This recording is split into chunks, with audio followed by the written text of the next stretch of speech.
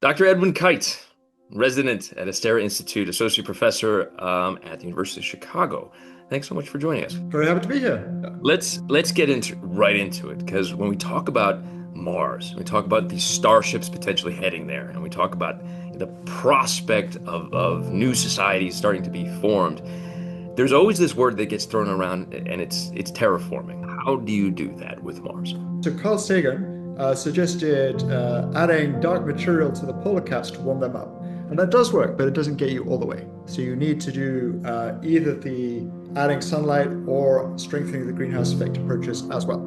I would be remiss if I didn't ask you about sort of these more extreme proposals in terms of the use of nuclear weapons as on the poles, and what kind of sort of effect that might have. What do you make of that?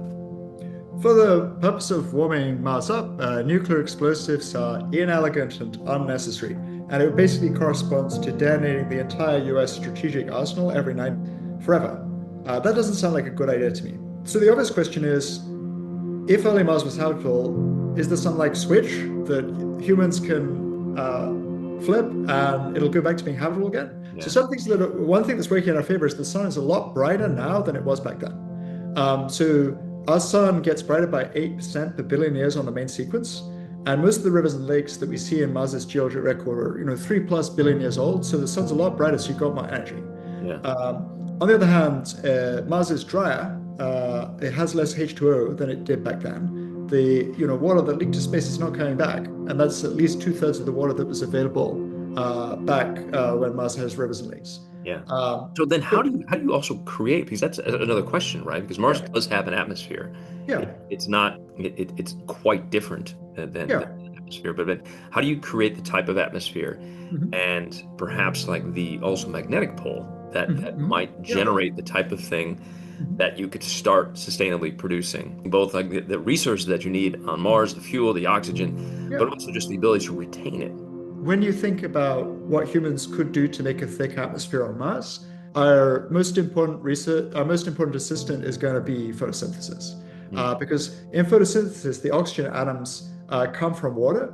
And because there's lots of water on Mars, you definitely have enough oxygen atoms to build up a thick oxygen atmosphere. So what Uh, does that look like then to you? I mean, you go long term, you look mhm, at the nature of sort of human beings looking at, being a potentially multiplanetary mhm. society. Well, I mean, Yeah. philosophically, like what does that do to us?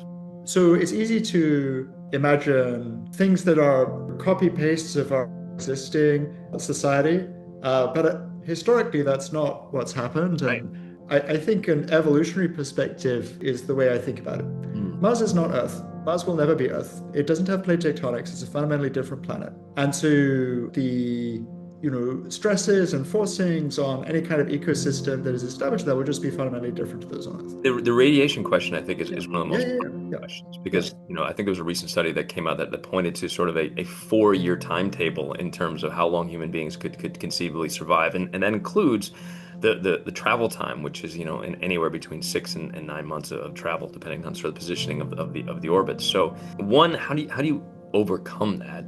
Mhm. And two, I mean, what does a viable presence, at least initially, look like? I mean, essentially, we all living in caves and these sort of subterranean volcanic structures, or what? As you warm Mars up, first you create an environment that's suitable for simple forms of life. And then, if that works and you get a photosynthetic biosphere going, then the oxygen produced by the simple forms of life gives multiple benefits. Hmm. One is that the oxygen atmosphere, just because it's thicker, protects against the radiation. Hmm. Another is that the oxygen level potentially builds up to human breathable, although we don't know enough about Mars for sure to know if that's possible without bringing in other volatiles from beyond Mars. Hmm. And the third is that the oxygen will produce an ozone layer, which will help protect it against ultraviolet light. And the fourth is that even if the oxygen level is below the threshold that humans need to breathe, the oxygen level will enable more complicated forms of life like, flowering plants and trees, which do require some oxygen. Hmm. Uh, so I think that's the long-term perspective. Short-term, yeah, the radiation on Mars's surface is not benign. The radiation on Mars's surface is measured by the Curiosity rover, and like to first order, the atmosphere isn't helping at all. So the radiation on Mars's surface is basically the radiation in deep space divided by two, because half the radiation is blocked by the planet itself. Mm, And so that's a harsh environment and not one that is consistent with humans living their whole lives unshielded on the Mars surface.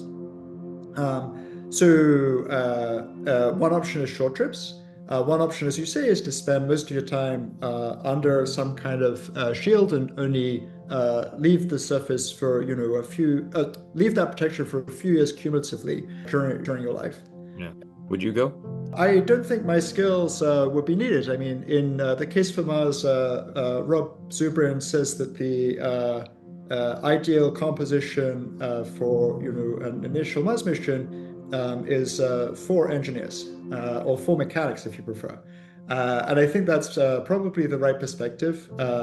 Fundamentally, it's a kind of a circular thing, right? Like an astronaut is an important component of the safety system that keeps themselves alive. Right. And that sort of skill set is, I think, what you want for initial human missions. That's fair. That's fair. Initial human missions is one thing, but if you talk about starting to build long-term sustainable presence, it's not only engineers that you want. I mean, it's interesting to think about this in the context of space itself being sort of a multidisciplinary arena now, and Yeah, that's yeah, the need for lawyers. Emerging senses of space law are starting to form.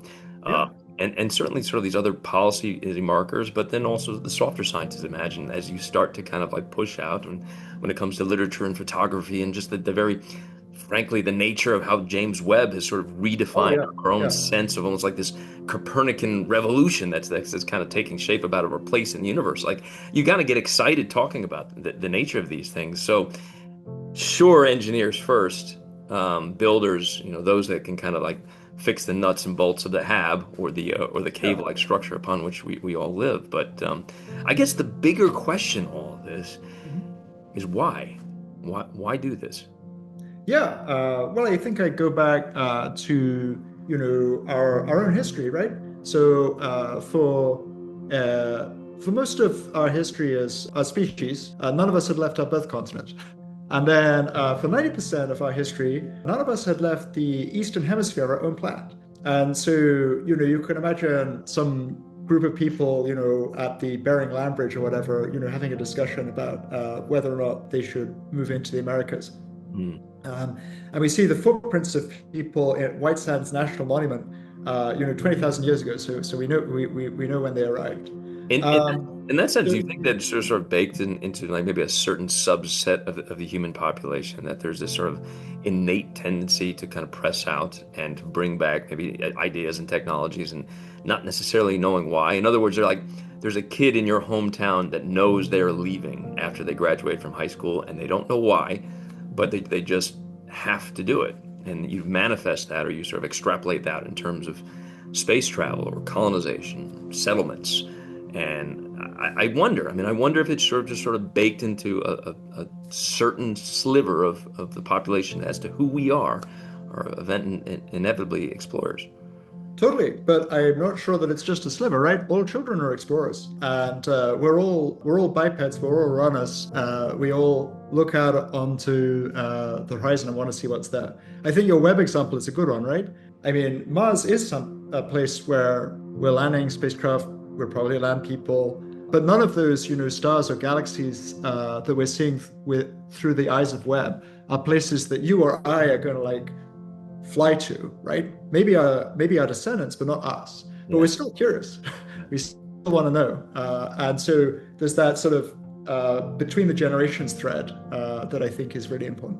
This kind of gets back to this philosophical question because Yeah. when you look at sort of the Copernican revolution that came out in terms of our general understanding that we're not living in a sort of an Earth-centric solar system, you look at James Webb or you look at the prospect of settlements on Mars, and all of a sudden there's this sense of the primacy of Earth, and clearly is our, the cradle of humanity as it's been referred, but um, there's just so much more else that's out there. And like, what does that do in terms of our politics, in terms of our own perspective, like the view that astronauts have often talked about, the overview effect, and not necessarily seeing borders or the political divides between us seeming almost, minuscule by comparison when you're up in low Earth orbit. You magnify that by 20 looking at a Mars settlement, or by Yeah. 1,000 with James Webb. And I wonder if it starts to change our perspectives a little bit. The possibilities are enormous. Until basically the 21st century, you could have said the solar system is the only place with rocky planets in the galaxy, and now we know that's not true. There are probably as many Earth-sized rocky planets in the habitable zone as there are stars. But Earth is the only habitable planet we know. It's extremely precious. Mars sucks compared to Earth. Mars will continue to suck for at least centuries with foreseeable technology, because the oxygen buildup that I was referring to would take centuries at least with technology that can foresee or conceive.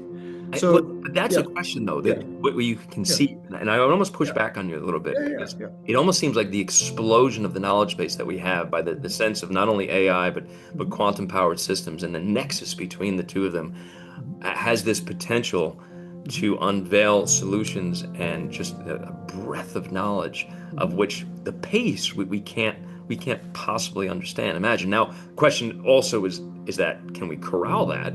Will that sort of take on its own sort of evolution of itself? And that comes to broader questions of the nature of intelligence and our own capacities as human beings. But when you think about the timetables that we've looked at in terms of innovation relative to what this new chapter might portend, I don't know. I mean, I question whether those past as present models still hold. Yeah, I agree. Because science is developing very quickly. It's only been 400 years since modern science began. We've come down from the trees, but we're still sort of monkeys swinging through the trees. And the most important rule of swinging through the trees, if you're a monkey, is don't let go of one branch until you have your hand on the next branch. Right. And so, although we're exploring Mars with robots, we still have a lot of ignorance about Mars. We haven't done Mars sample return, for example. We haven't explored the subsurface of Mars much, and we've only explored a few places on Mars's surface with rovers. I think the right thing to do is to assume that for basically Earth is all we've got, and prioritize our society on Earth. You mentioned the fact that we haven't explored the subterranean Yeah, yeah, yeah, yeah, all that much. yeah. Is it possible then that, once we start doing that, and I say once because it seems like that degree seems to me a certain degree of inevitability, Yeah. but once we do, Mhm, whether it's possible that we will find mhm. life, maybe Yeah, it's just microbial life, but yeah. that reckoning will sort of put some perspective in terms of the nature of life itself, not necessarily being unique to Earth. Yeah, no, I think that's plausible. And we need to check the subsurface to see if there is water down there. And if there is water, liquid water down there, then we need to sample it for life. We know there's a deep biosphere on Earth, including single species microbial ecosystems that are basically powered by radiation. So the natural radiation splits water, creating hydrogen, and then that's the basis of. So it makes sense ecologically. It makes sense from an origin story perspective because Earth and Mars are close to each other. We get Mars meteorites, so Mars gets Earth meteorites, and some of those Earth meteorites might have contained life, or you could have an independent origin of life on Mars. Right. But regardless, I don't think you even need to get to the ethical question of do the microbes have rights to like say that if we find life on Mars, then that's the priority. All right, that seems Uh, like a good place to leave it. Dr. Edwin Kite, resident at the Astera Institute and associate professor at the University of Chicago. Thank you so much for joining us. Thank you, David. Yeah, good to chat. Yeah, happy to talk more or answer questions by email. Cheers. Yeah, Excellent. bye.